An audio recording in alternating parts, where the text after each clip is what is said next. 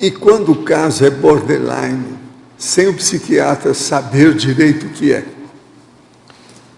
Bom, o psiquiatra, ele tem que estudar essas coisas. Se ele não sabe, aí é um problema da formação dele.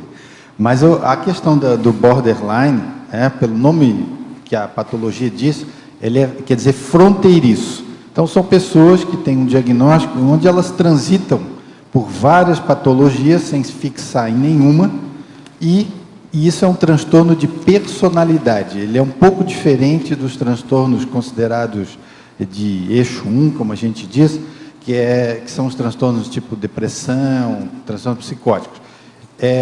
O transtorno borderline é um transtorno mais difícil de se tratar, em função dessa característica de ser de personalidade.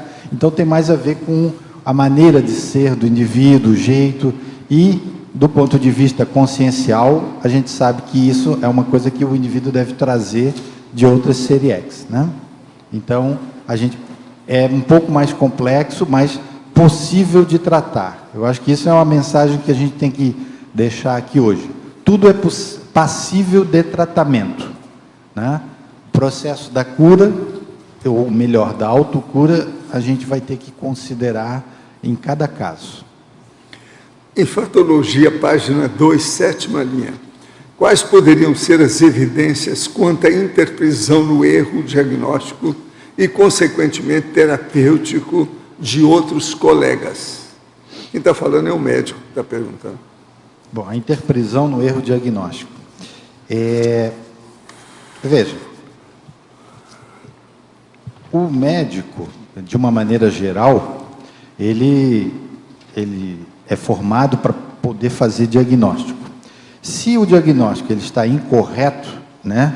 Por exemplo, e na psiquiatria existem diagnósticos assim extremamente sérios e que podem comprometer a vida profissional de um indivíduo e até a própria proexis, né? A própria programação existencial.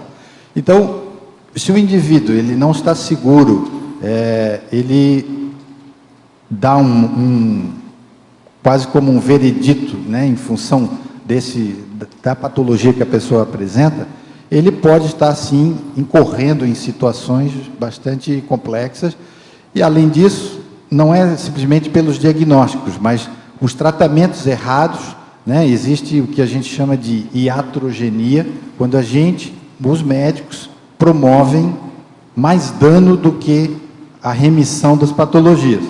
Eu também coloquei aqui no Estrangeirismologia um princípio da medicina que quer dizer,